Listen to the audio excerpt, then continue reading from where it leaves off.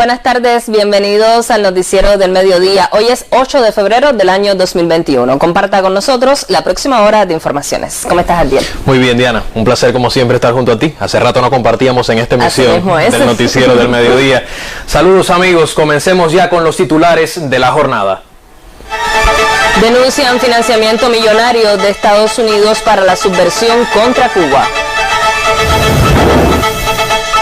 Refuerza Cuba control sanitario internacional para reducir los casos positivos a la COVID-19. Agradece canciller cubano solidaridad de la Unión Africana en su condena al bloqueo impuesto por Estados Unidos.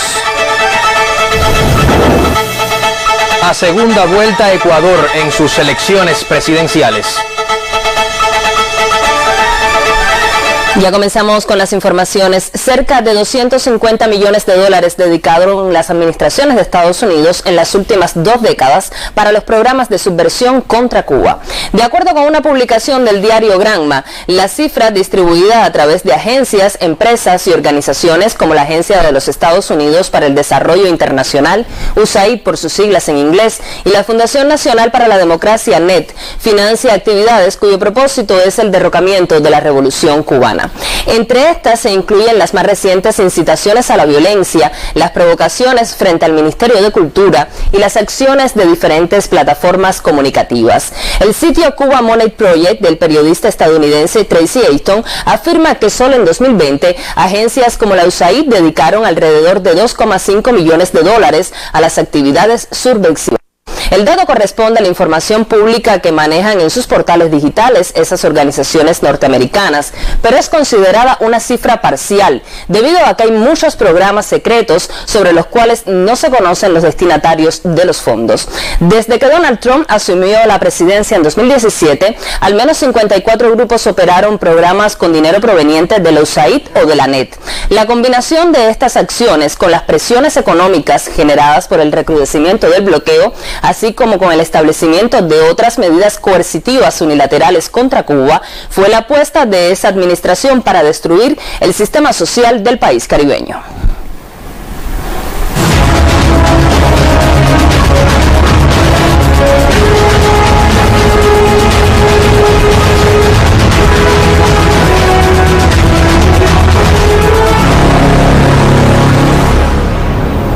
Cuba reportó hoy una disminución de casos confirmados con la COVID-19 en relación con las cifras de las últimas jornadas.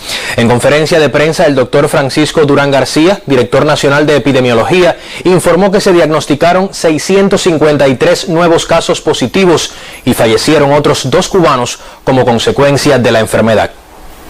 Al cierre del día de ayer, la nación reportó 653 nuevos pacientes diagnosticados con la COVID-19, 639 autóctonos y 14 importados. Lamentablemente, 2 personas fallecieron como consecuencia de la enfermedad y fueron otorgadas 855 altas clínicas. Una jornada que experimentó una ligera disminución en el número de casos positivos debido, entre otras razones, a los nuevos protocolos de control sanitario internacional vigentes desde el pasado sábado. Pues nos tiene que dar un resultado en cuanto al número de casos importados, ese no tanto, pero sí en cuanto a los contagios que se pueden producir por el contacto con pacientes importados de la COVID-19, ya que en los días de más riesgo, que es esa primera semana de arribo, pues va a estar aislado y se va a estudiar en ese momento. En los 6 primeros días del mes de febrero se diagnosticaron 576 pacientes con la COVID-19 en hospitales pediátricos, 96 casos por día, una cifra que debe considerar cada familia para evitar el contagio. En esta jornada, La Habana, Santiago de Cuba y Ciego de Ávila reportaron las mayores cifras de confirmados. El doctor Durán informó en conferencia sobre el seguimiento a la nueva variante genética del virus SARS-CoV-2 que se detectó en un paciente procedente de Sudáfrica. No se ha identificado que se haya producido una transmisión a punto de partida y de todas formas en nuestros laboratorios, sobre todo el del Instituto de Medicina Tropical Pedro Curie, el IPK, que es el laboratorio de referencia nacional, pues también continúan los estudios para identificar esta situación. Aunque las estadísticas de hoy reflejan una ligera disminución en la tendencia al incremento de casos en los últimos días, se insistió en exigir con rigor todo lo indicado cuando la nación cumplirá próximamente 11 meses de enfrentamiento a la pandemia. Gisela García Rivero, Sistema Informativo de la Televisión Cubana. La provincia de Las Tunas es uno de los territorios en Cuba con la tasa más baja de pacientes con COVID-19. En ese territorio oriental se adoptan todas las medidas necesarias y se mantienen activos varios centros de aislamiento, cada uno con características especiales. El campismo Cerro de Caicinú, ubicado a 20 kilómetros del municipio cabecera, con una altitud de 130 metros por encima del nivel del mar, es un lugar de esparcimiento para los que deseen recrearse en las diferentes épocas del año. La pandemia ha convertido a este centro en espacio de aislamiento para contactos de positivos y sospechosos de COVID-19, con una capacidad para 57 pacientes. Trabajamos 7 días, desde que el paciente llega aquí, los ponemos aislados todos, hacemos los cambios de turnos médicos y pasamos visitas todos los días, le tomamos temperatura, la presión, checamos el tratamiento individual de cada paciente, estamos viéndolos cada 8 horas, incluso a veces menos, si tienen alguna inquietud, también vamos y los vemos. Una vez llegados al centro, nosotros le comunicamos las normas de bioseguridad con las que deben de contar, siempre contando con el uniforme completo, donde le decimos que debe de cumplir con el uso de nasobuco, que es de forma permanente, que no deben salir de sus habitaciones, que el lavado de la mano se hace con frecuencia, donde no deben pasarse de un cuarto a otro cuarto. En la instalación permanecen equipos de trabajo de salud pública y del personal de apoyo que laboran por 7 días en la atención a los pacientes internados en el centro. Establecimos la zona amarilla, donde ahí radica el personal de servicio con todas las medidas de seguridad. En todo momento estamos acudiendo a ellos para que no haya ningún fallo en cuanto a las normas de bioseguridad en lo que es la zona roja, que ya es netamente para pacientes. Ahí solamente entra el personal de servicio. Son muchos los esfuerzos, recursos humanos, materiales e infraestructura que nuestro país destina para enfrentar la terrible enfermedad. Por eso lo más importante es que todos cuidemos para contribuir desde la prevención a no expandir el virus. Desde Las Tunas, Orlando Cruz, Sistema Informativo de la Televisión Cubana.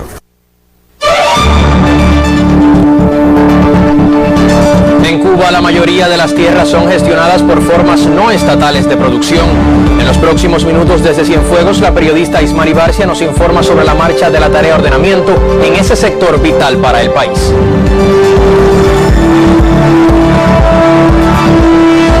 Avanzamos con otros temas. El canciller de Cuba, Bruno Rodríguez Parrilla, agradeció las expresiones de solidaridad con nuestro país recogidas en la resolución de la 34ª Cumbre de la Unión Africana.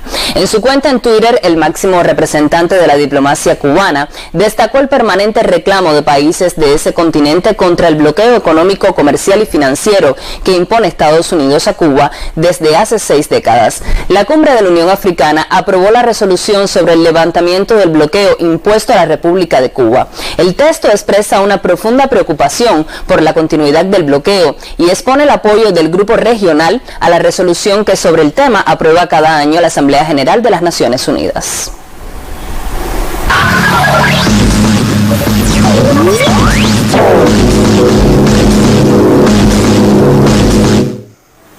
Buenas tardes.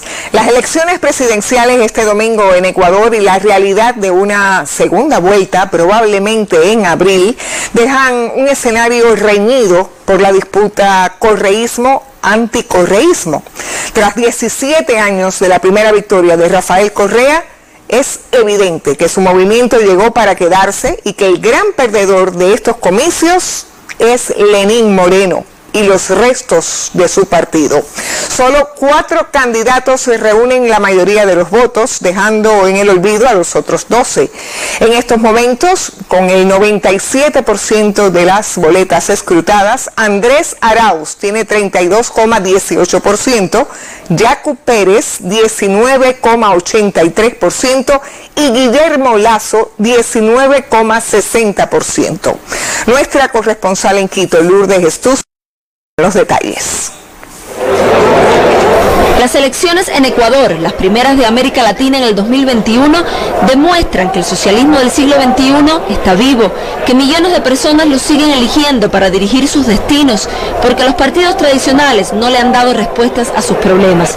Usted dirá que no son los partidos, sino el sistema, porque todos vienen rellenados de lo mismo. Pero en el caso ecuatoriano, donde el capitalismo se ha vestido de banquero, como Guillermo Lasso, o de ecologista, como Yacu Pérez, o de tiktoker, como Javier Hervás, el sistema intenta renovarse cambiando de traje. El problema no es que Andrés Arauz, el correísta con 2 licenciaturas, un doctorado y 5 idiomas, esté en segunda vuelta, como la fuerza política organizada más grande del país. Esa es la suerte. El problema es que a esta hora se disputan el segundo puesto por centésimas el banquero y el ecologista, gente que habla de la pobreza pero que no quiere discutir sobre clases sociales, gente que habla de las oportunidades, la juventud, el empleo, el agua, la minería y el feminismo, pero que no quiere admitir que todas esas cosas se resolverán cuando se resuelva el problema de la distribución de la riqueza. Si la segunda vuelta es de Arauz contra el banquero, las cartas están más claras. Las fuerzas reaccionarias y la clase media que quiere ser alta se organizará en torno a Lasso y veremos un clásico segundo tiempo de antagónicos. En cambio, si la segunda vuelta es de Arauz contra el ecologista, deberán ambos refinar la estrategia, porque los votos de la izquierda pueden patinar por toda la boleta. Arauz deberá proyectar la prosperidad para todos, replantear el tema de la extracción minera y tender una mano de diálogo a los sectores indígenas con los que las tensiones del pasado fueron grandes. Desde Quito, Ecuador, Lourdes Estúcer, Sistema Informativo de la Televisión Cubana. Vamos al sur de Chile porque hoy están atentos a la decisión de un juzgado de garantía que realizará la audiencia de formalización de un carabinero que valió el viernes último a un artista callejero en la localidad de Panguipuli, en la provincia de Valdivia. El hecho causó un enorme malestar en esa localidad y varios edificios municipales fueron incluso incendiados esa misma noche en medio de las protestas por la muerte del malabarista callejero por disparos de un policía. Tenemos las imágenes de lo que sucedió.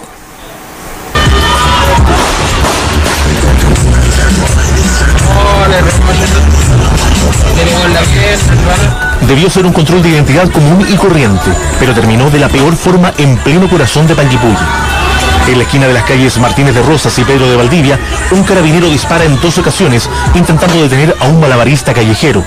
Este hombre tenía en sus manos 3 machetes con los cuales realizaba acrobacias en ese mismo lugar. Segundos después, el joven se abalanza sobre el policía, quien dispara en otras 3 ocasiones, impactando al malabarista, quien cae herido en plena calle. Minutos más tarde, se constató su fallecimiento. El tribunal va a decidir esta tarde si el uniformado, quien fue detenido el mismo viernes, permanece o no en prisión preventiva mientras dure la investigación del crimen. Vamos a seguir en Estados Unidos. Hoy comienza una semana de trabajo en el Senado que estará marcada por el inicio del segundo juicio político contra el expresidente Donald Trump y el debate sobre el paquete de ayuda por la COVID-19. El enjuiciamiento está programado para comenzar mañana y los legisladores sugieren que podría concluir en aproximadamente una semana en un procedimiento que, según el diario The Hill, volverá a estar en la palestra pública el polémico comportamiento de Trump y las divisiones dentro del Partido Republicano sobre el futuro papel del exgobernante en esa agrupación política. Seguimos en la India, donde continúan las labores de rescate tras la inundación provocada por el desprendimiento de un glaciar en el estado de Uttarakhand, que causó la desaparición de 152 obreros de la construcción. La Autoridad Estatal de Gestión de Desastres en Dehradun, capital de Uttarakhand, informó que 25 personas fueron rescatadas. Hasta ahora se recuperaron 8 cadáveres en las aldeas vecinas afectadas por el desastre, agregaron fuentes locales. La rotura del glaciar Nada Devi en la zona de Chamoli provocó este domingo una avalancha e inundaciones masivas a lo largo de los ríos Dauliganga y Alakananda en la parte alta del Himalaya. Y voy a terminar en Sudáfrica, donde se suspendió la aplicación de la vacuna AstraZeneca por baja eficacia ante la variante local de coronavirus. Un estudio muestra que solo reduce en un 22% el riesgo de contraer la COVID de forma leve y moderada. El ministro de Sanidad sudafricano, Zweli Mkhize, anunció la decisión en una comparecencia virtual en la que explicó que el gobierno esperaría al consejo de los científicos, aunque debe replantear su estrategia a contrarreloj. La decisión supone un golpe no solo para ese país, el más golpeado por la pandemia en África, sino que puede tener implicaciones en toda la región. Esa vacuna era la gran esperanza para el continente, ya que es más barata y fácil de almacenar y transportar que la desarrollada por Pfizer. La decisión de no aplicar la vacuna de AstraZeneca, la única que ha llegado hasta el momento a ese país, se tomó tras conocerse los datos preliminares de un estudio desarrollado por la Universidad de Oxford y la de Witwatersrand en Johannesburgo. De acuerdo al estudio, la cepa sudafricana es un 50% más contagiosa, según los datos recabados hasta el momento, pero no se ha manifestado más grave. Así termino, continúen ahora con otras informaciones.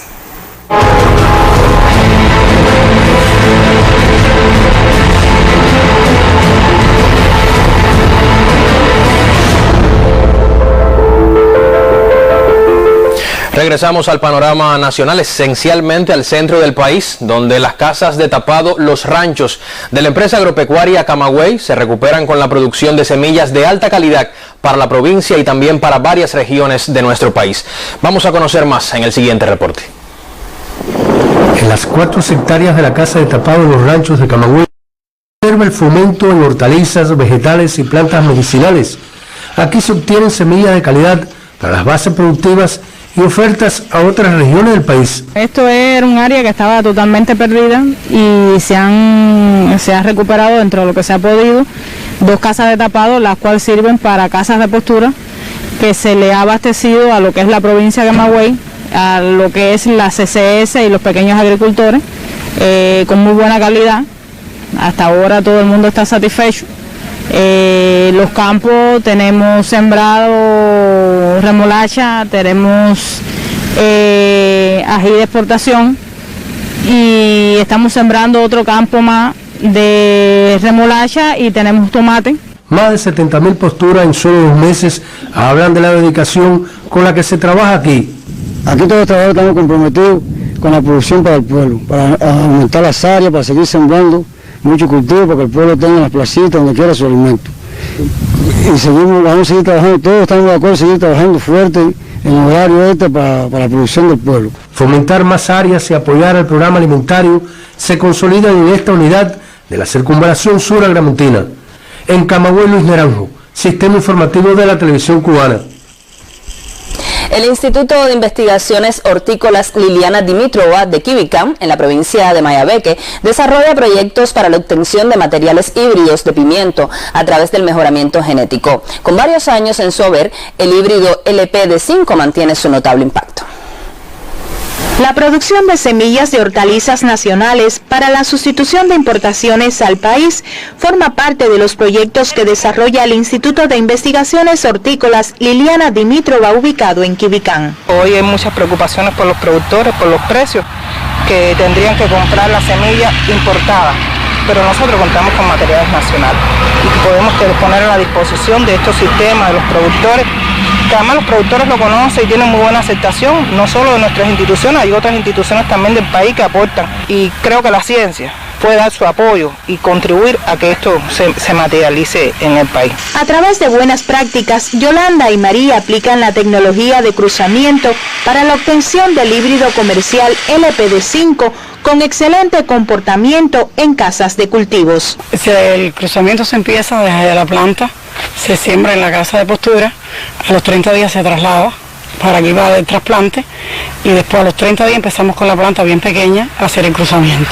El fruto maduro tiene que estar bien maduro porque se cosecha, luego se lleva a un lugar donde se puede dar un pilón, que es dejarlo un día más o menos por en medio para que se asiente, y se le extrae la semilla que eso es para sustituir importaciones, que es lo más importante para nosotros. El híbrido LPD5, resultado del Instituto de Investigaciones Hortícolas Liliana Dimitrova, a pesar de los años mantiene su impacto científico con buen comportamiento agronómico y altos rendimientos en casas de cultivos. En Mayabeque, Lian Soto, Sistema Informativo de la Televisión Cubana. Y ya lo habíamos adelantado, en Cuba la mayoría de las tierras son gestionadas por formas no estatales de producción.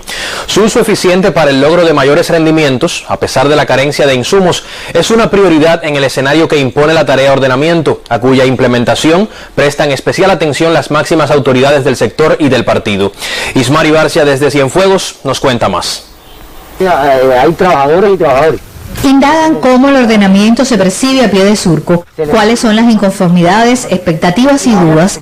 En 5 de los 8 municipios cienfuegueros, trabajadores agrícolas han tenido ya encuentros como este. Dirigente del sector y el máximo representante del partido en la provincia, Félix Duarte Ortega, estimulan el diálogo entre las empresas y quienes hacen producir la tierra. A nuestros campesinos, primero, tener la capacidad de recepcionar todas sus inquietudes. Tenemos que dejarlo que nos expliquen todo lo que ellos consideran que no está bien y que tengan confianza que todo se va a estar revisando, se le va a estar buscando soluciones. De las más de 6 millones de hectáreas cultivables hoy en Cuba, el 80% es patrimonio del Estado, que en su mayoría es gestionado por formas no estatales, una correlación que, similar en Cienfuegos, hace protagonistas a los campesinos.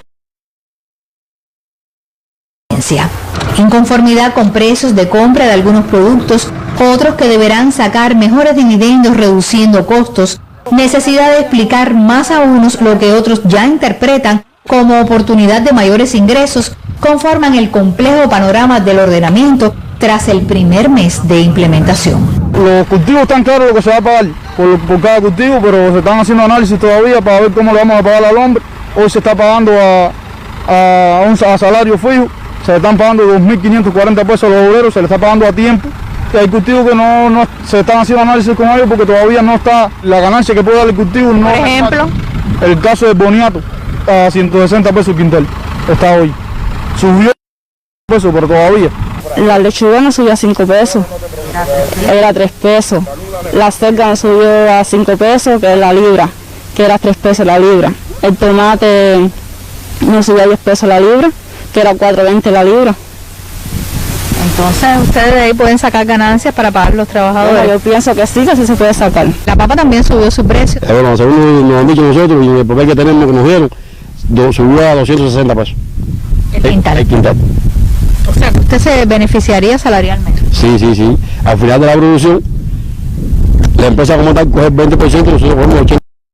En el tema, por ejemplo, del arroz, ha habido insatisfacción, inquietudes, sobre todo con el precio de algunos servicios, algunos insumos, sobre todo lo que tiene que ver con la corriente eléctrica. Lo más importante es no detener la siembra. Como dijo nuestro presidente, siempre que haya que revisarlo, se revisará.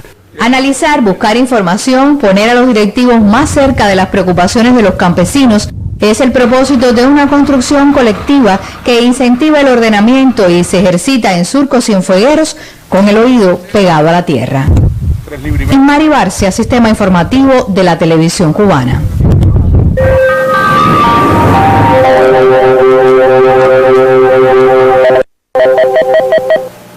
Muy buenas tardes. Esta imagen fue tomada al amanecer de hoy por un especialista del Centro de Pronósticos desde el Instituto de Meteorología. Y es que así amaneció no solo la capital, sino varias localidades del territorio nacional, con neblina y niebla, una niebla que llegó a ser densa en algunos lugares, lo que evidentemente provocó una reducción considerable de la visibilidad, una situación con la que debemos tener cierta precaución. Y es que este es un fenómeno meteorológico que se forma con la influencia de un aire húmedo que durante la madrugada y las primeras horas de la mañana se combina con otros factores como la disminución de la temperatura propia de ese horario y también una debilidad de los vientos. Sin embargo, en este momento, observen en las imágenes del satélite meteorológico cómo predomina sobre Cuba la poca nubosidad. Así va a continuar en las próximas horas con muchísimo sol en gran parte del país, algunos intervalos nubosos prácticamente sin precipitaciones. En horas de la noche nuevamente disminuye la nubosidad, algunos nublados parciales pudieran estar llegando a zonas de la costa norte de la mitad oriental. Las temperaturas continuarán subiendo, máximas hoy entre 30 y 33 grados Celsius en todo el país, y en horas de la noche las temperaturas también serán elevadas con valores entre 22 y 25 grados Celsius. Los vientos se mantienen variables débiles, aunque en zonas de la costa norte soplarán del nordeste y del este solo hasta 25 kilómetros por hora. Con este régimen de vientos continúa el poco oleaje en ambas costas orientales, llegando a oleaje en el extremo norte de Guantánamo, y la mar estará tranquila en el resto de nuestras costas. Así que ya usted sabe, una jornada donde recién comienza la semana y lo hace con calor y pocas lluvias en toda Cuba. Hasta aquí el tiempo. Gracias por la compañía. Recuerde siempre cuidarse mucho y tenga muy buen día. Revisamos otros temas, como le decía. La producción de gradillas para los laboratorios de biología molecular constituye uno de los principales aportes de los trabajadores de la industria ligera en Ciego de Ávila. Este es uno de sus aportes en el enfrentamiento a la actual pandemia. La producción de estas gradillas no solo sustituye importaciones al país, sino que contribuye, ante todo, al más sagrado y noble empeño de la revolución de salvar vidas. En este taller se hacen varias producciones con diferentes destinos, para satisfacer al turismo, a diferentes organismos, y hoy principalmente las producciones con destino a salud pública, específicamente los laboratorios donde se hacen las PCR. Con la gradilla, que es un producto nuevo para nosotros como UEB, e igual para la provincia. Hemos hecho los trabajos para los médicos que vinieron a apoyar a la provincia, y estamos haciendo los códigos QR para las tiendas en moneda nacional a raíz del celular. Se hizo un primer grupo que era para los laboratorios, para el muestrario de la muestra de COVID, y ahora se mandó a hacer otro grupo para la parte automatizada del enfrentamiento de la COVID. Los trabajadores de la industria ligera encadenan sus producciones no solo para la confección, sino también de otros insumos de higiene para hospitales y centros de aislamiento, incluidos los laboratorios de biología molecular. Desde Ciego de Ávila, Damián Betanzos Hernández, Sistema Informativo de la Televisión Cubana.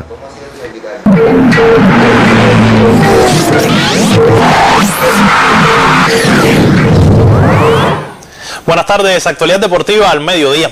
La postemporada de la Serie Nacional de Béisbol es impactada por el rebrote de coronavirus que vive el país, y la fiesta de los playoffs está puesta en pausa. Ahora la prioridad de la Comisión Nacional, las autoridades deportivas y sanitarias, es la salud de los atletas. Por ello, en Las Tunas, pues se decidió aislar a los jugadores saludables del equipo de los leñadores. Orlando Cruz tiene el reporte. Tomando todas las medidas higiénico-sanitarias, se decidió trasladar hasta un centro de aislamiento a los 43 integrantes del equipo de béisbol de Las Tunas, que dieron negativo en el PCR realizado. Al detectarse 2 positivos a la COVID-19 dentro de este plantel que llegó al balcón del oriente cubano desde Cienfuegos, una de las sedes de los playoffs de la pelota cubana. El lunes pasado se realizó PCR y desafortunadamente nos dio positivo 2 atletas. Se cumplió los protocolos, es decir, los atletas fueron aislados al Palacio Pionero José Martí, y el resto de los atletas vinimos hacia acá, hacia el Campín Popular de Cerro Caisimú, los cuales estamos aquí bajo vigilancia epidemiológica.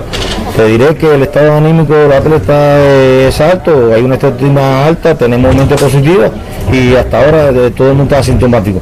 Los 2 casos positivos están evolucionando satisfactoriamente, y esperamos que no haya ningún tipo de complicación con ellos.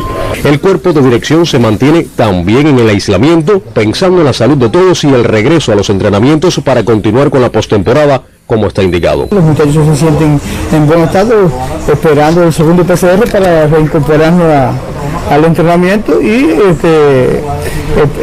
esperando también una fecha que la Comisión Nacional, después que salgamos de esta situación, ponga para la realización de la continuación del proyecto contra el equipo de Santiago de Cuba. En las próximas horas se conocerá el resultado de las pruebas PCR realizadas una vez más a estos 43 integrantes de los leñadores que se encuentran en el centro de aislamiento. De resultar nuevamente negativos todos, la semana que viene comenzará a engrasar la maquinaria para volver a enfrentar a Santiago de Cuba en los cuartos de finales.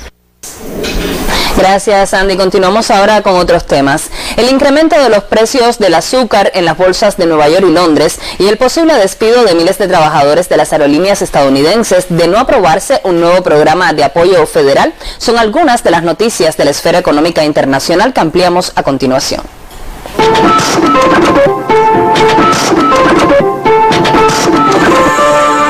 Los precios del azúcar crudo y de refino cerraron la semana con fuertes ganancias en Nueva York y Londres, apoyados por un grupo de factores, entre ellos el déficit mundial del endulzante, informó la empresa Cuba Azúcar. En la bolsa de Nueva York, las entregas para marzo se cotizaron alrededor de 16 centavos de dólar la libra.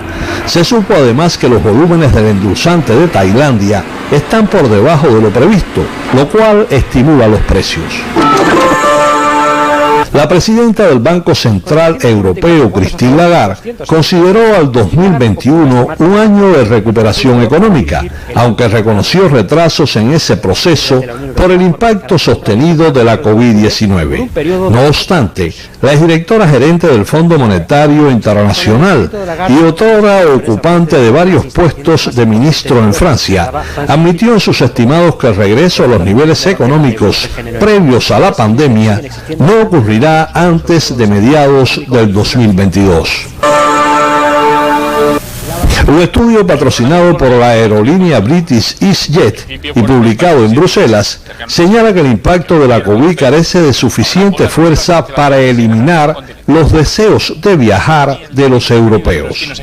El boletín electrónico preferente agrega que según se desprende de dicha consulta, el 65% de los europeos ya reservaron un vuelo o bien planean hacerlo para el 2021.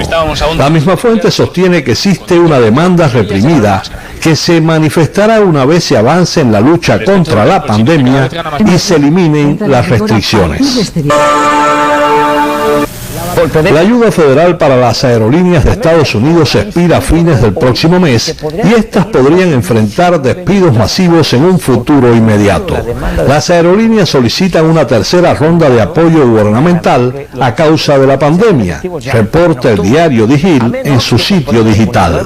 American Airlines y United Airlines indicaron que planean despedir a unos 27,000 trabajadores el 1 de abril y seguramente otras aerolíneas seguirán ese camino de no aprobarse un nuevo paquete de apoyo financiero por parte del gobierno. Néstor Pardiño, Sistema Informativo de la Televisión Cubana.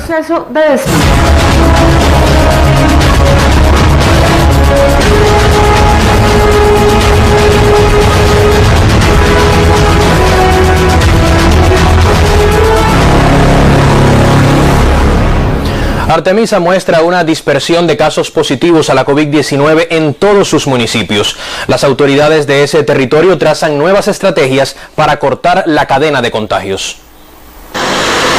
Al retroceder la provincia de Artemisa a la fase de transmisión autóctona limitada ante el aumento de contagiados con la COVID-19 durante los últimos 15 días, el Consejo de Defensa Provincial orientó a habilitar nuevas capacidades para el aislamiento de los contactos de casos positivos. Esta es la Facultad de Ciencias Médicas, donde funciona uno de los centros. Tenemos un total de 60 camas, hoy tenemos 32 pacientes. Ya hemos dado 24 altas, el día de ayer salió un paciente positivo y se cumplió con el protocolo dispuesto en este caso. Lo recibimos con todas las medidas de seguridad, con todas las normas y procedimientos por el protocolo correspondiente. Se le miden sus signos vitales cada 12 horas. Jóvenes de la Escuela Pedagógica de Alquizar apoyan en las labores de servicio. Ahí contamos con una serie de equipos, sobre todo de lavadora, detergente, cloro. Somos de los valientes que siempre vamos a dar el paso al frente. Hoy no, hoy hizo falta y lo hicimos, pero mañana vamos a poder hacer falta en otro momento, en otro lugar, y también vamos a dar el paso al frente porque más somos jóvenes revolucionarios y comprometidos con esta revolución que nos formó a nosotros. Artemisa tiene dispersión de casos en los 11 municipios, de ahí el reforzamiento de las medidas higiénico-sanitarias, la evaluación diaria de la situación epidemiológica y el llamado a la responsabilidad individual.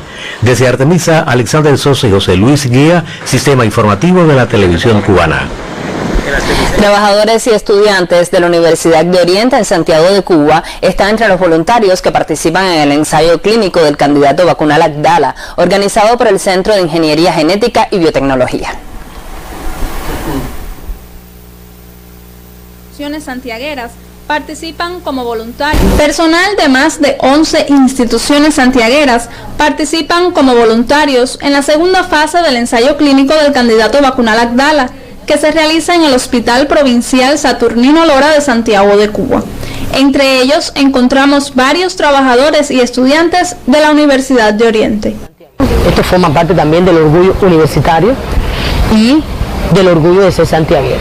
Por eso no me sorprende que el resultado haya sido de muchas más personas que incluso lo que nosotros habíamos pensado, y bueno, dejar fijado que en la universidad hay muchos más que quieren participar y quieren formar parte de este gran experimento que ya es historia. Uno está pensando también que lo hace desde lo más íntimo, lo hace por su familia, por su hijo, por su círculo más pequeño, pero lo hace también por su pueblo, lo hace también por la humanidad entera. Uno lo hace también por esos pueblos del tercer mundo que no tienen hoy acceso a las vacunas que hacen las principales farmacéuticas a nivel mundial porque son muy caras, y uno siente que no lo está haciendo solo por su país, sino también por esa humanidad que no puede tener acceso a esos servicios de salud. Desde el inicio del ensayo clínico promovido por el Centro de Ingeniería Genética y Biotecnología, existe el compromiso de la comunidad universitaria de participar en la decisiva investigación. En esta segunda etapa estamos incluyendo 660 voluntarios con los criterios antes dichos y que pertenecen además a varias instituciones de nuestra provincia participando en este ensayo con muy buena cooperación desde el punto de vista de la población, altruismo, compromiso y sobre todo de sus directivos y de toda la población santiaguera de llevar a cabo esta investigación. Santiago de Cuba se ha esmerado en resolver todas las cosas o todos los problemas que pudieron haber sucedido de investigación, pero en general yo creo que se han puesto sobre la mesa y sobre todo que nosotros necesitamos para trabajar, yo creo que las hemos tenido. Dispuesta a participar en la tercera fase de este alentador ensayo clínico, la Universidad Mambisa continúa trabajando donde más se le necesite. El camarógrafo Robier Mesa y Marinelis Lora Castro, Sistema Informativo de la Televisión Cubana. En Guantánamo se acumulan las historias de compromiso del personal de salud en el enfrentamiento a la COVID-19. En los minutos finales de este noticiero nos acercaremos a la labor de un padre y su hijo inmersos en tratar a pacientes positivos.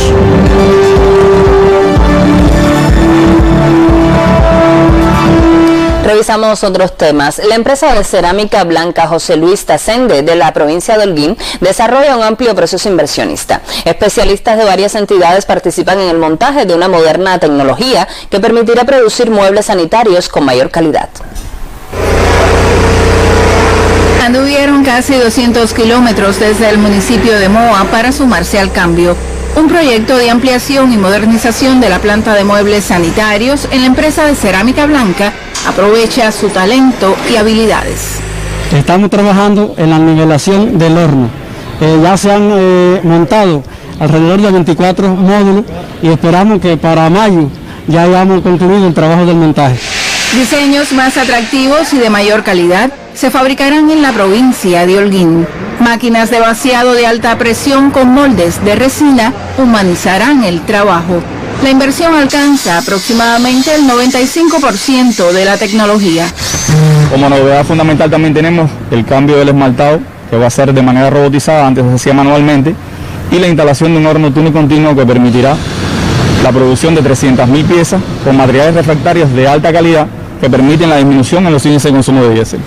Brigadas de la empresa de automatización integral SEDAI y de la constructora de obras industriales número 9 también participan en el montaje bajo la mirada de asesores extranjeros. Una entidad líder de la maquinaria para la cerámica en el mundo asegura el éxito. Perché l'ultima tecnologia, perché va a fare un prodotto más calidad, más cantidad, y por el mercado de Cuba pienso que sea bueno. La producción podría triplicarse. Los puntos de venta de materiales para la construcción, el programa de la vivienda y el sector del turismo en el país serán sus principales destinos. La empresa de cerámica blanca mantiene la fabricación de azulejos. Instituciones de la salud y unidades del Ministerio de Comercio Interior cuentan entre sus principales clientes. Pero esta vez la planta de muebles sanitarios le arrebató la novedad. Su puesta en marcha se anuncia para mayo y no falta quien aprovecha cada minuto a casi 200 kilómetros de casa. Desde Holguín, Mariel González, Sistema Informativo de la Televisión Cubana.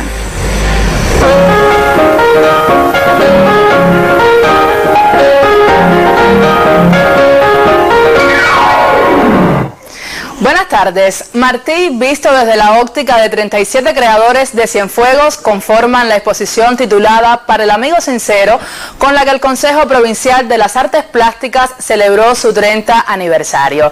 La muestra, exhibida en la Galería de Arte del Boulevard de la Perla del Sur, puede visitarse de forma virtual. Quisieron compartir el apóstol que llevan consigo. Quisimos convocar primero un grupo pequeño de artistas, después se fueron sumando otros y ya hemos llegado a esta cantidad de 37. Confluyen los llamados artistas de vanguardia, los artistas naif, los artistas profesionales, graduados de escuelas de arte, desarrollo de manos ahí. O sea, tú ves una cantidad diferente de diseños, de composiciones, de maneras de asumir a Martí, de soportes, dibujo, pintura, grabado. Creaciones que desde el aislamiento se inspiraron en el más universal de los cubanos para recordar el 7 de febrero de 1991, cuando fundaron en Cienfuegos el Consejo Provincial de las Artes Plásticas. Hicieron seguir algo parecido, descubrirte de algún que otro modo. Un Martí joven, un Martí elegante, pero también hay un Martí que es un Martí aguerrido, un Martí luchador. Lo represento más en los colores, en su bandera. Quienes los han llevado a sus lienzos en Cuba y fuera de ella, también jóvenes unieron sus perspectivas. Pero yo más que universal lo traigo siempre al contexto real de él, que es el contexto cubano. Martí para mí es alguien que debe estudiarse ya de otra manera, sacarse de los libros y llevarse a una manera que sea mucho más factible con los códigos contemporáneos para que llegue a más personas. Múltiples estilos y estéticas y un asidero común para el amigo sincero, una muestra por los 30 años del Consejo Provincial de las Artes Plásticas, exhibida en la Galería del Boulevard y que por las restricciones que impone la pandemia puede visitarse de forma virtual en el sitio del Ministerio de Cultura y las redes sociales. Desde Cienfuegos, Mari Barcia, Sistema Informativo de la Televisión Cubana. El Centro Provincial del Libro y la Literatura en Camagüey desarrolla iniciativas en momentos de confinamiento social debido a la pandemia de la COVID-19. Una de esas propuestas es llevar los títulos hasta la casa de los lectores. El mundo de la literatura también ha tenido que rediseñarse en momentos de aislamiento social por la COVID-19. Un servicio de venta a domicilio organizó el Centro Provincial del Libro en Camagüey para evitar que los lectores salgan de la casa.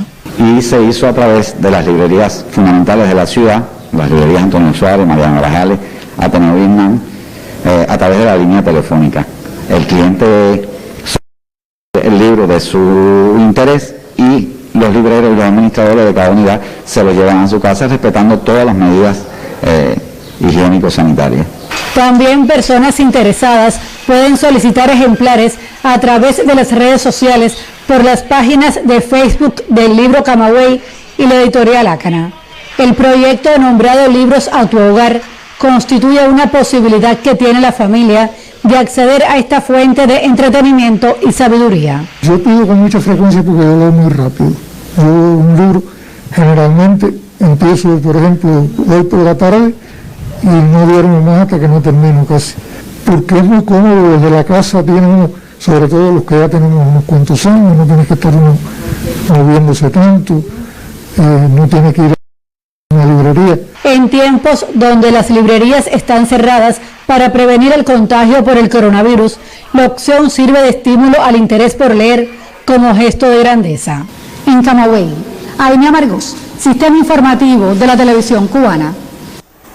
Cambiamos de tema. El genocidio maya, crimen de lesa humanidad cometido contra el pueblo guatemalteco por la dictadura militar, centra el argumento de la película La Llorona, cinta reconocida en prestigiosos círculos del séptimo arte.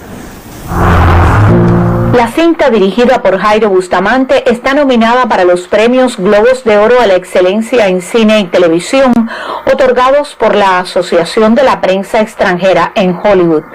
Bustamante toma el mito de la mujer que ahogó a sus hijos y cuya alma en pena los busca durante la noche y lo mezcla con el hecho histórico del asesinato de decenas de miles de indígenas, incluidos niños, por el régimen militar de Guatemala para impedir el apoyo a la guerrilla.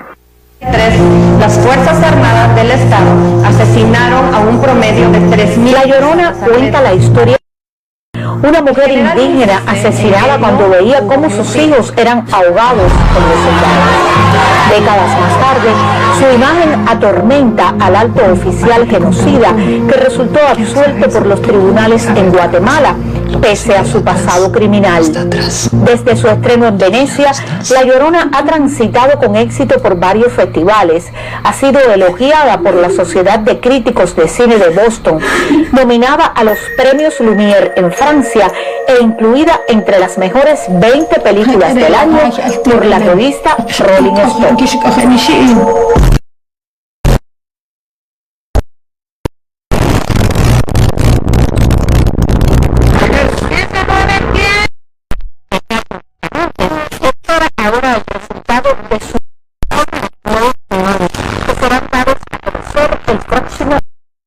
Febrero.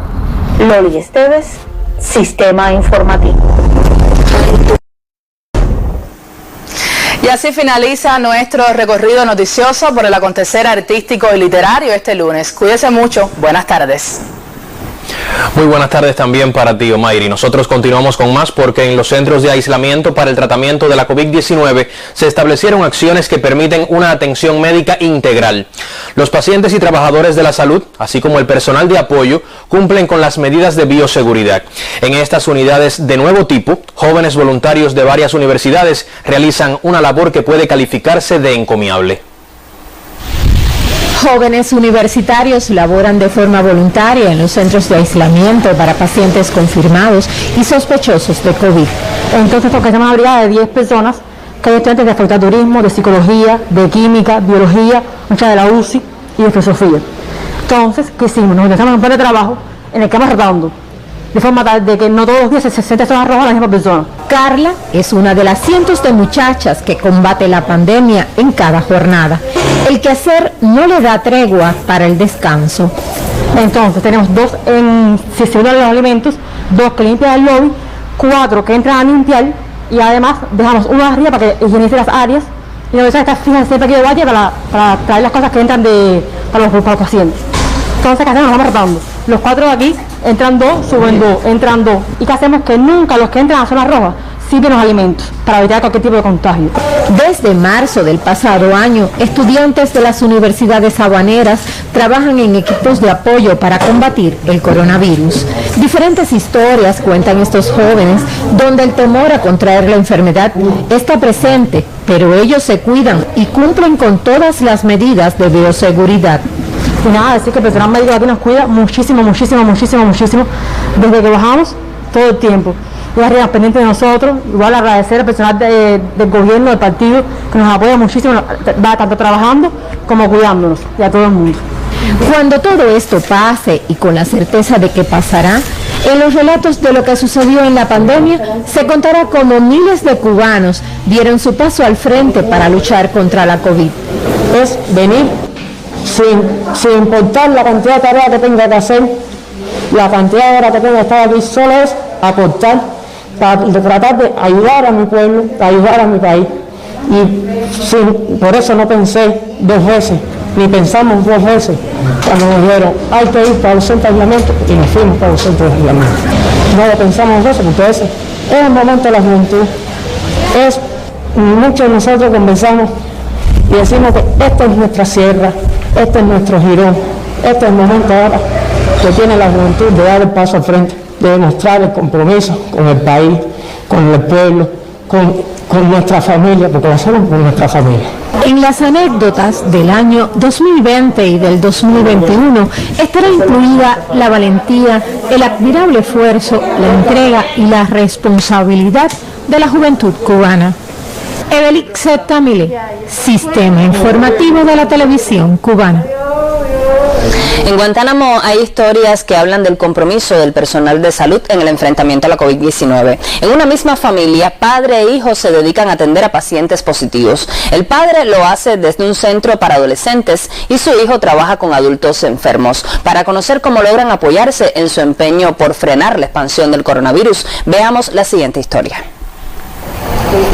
Volví en busca de historias hasta la zona roja. Dos médicos con el mismo nombre y apellido desafían el virus para curar pacientes. El padre de 51 años es pediatra, miembro de la brigada Henry Riff y dirige el centro de aislamientos para adolescentes positivos a la COVID-19. Para todo padre médico, tener un hijo médico es un orgullo, porque es como el de un sacrificio, la continuidad de una profesión. Pero además, si sabemos que dio su disposición y que hoy por hoy está trabajando en la zona roja, atendiendo pacientes, es una gran satisfacción lo que se siente como padre. El hijo es residente de primer año de Medicina General Integral. Lo encontramos saliendo de su guardia de 24 horas en el Hospital para Casos Positivos en la Universidad de Ciencias Médicas. Esto tiene demasiada importancia en mi vida, en mi carrera, porque ayudo y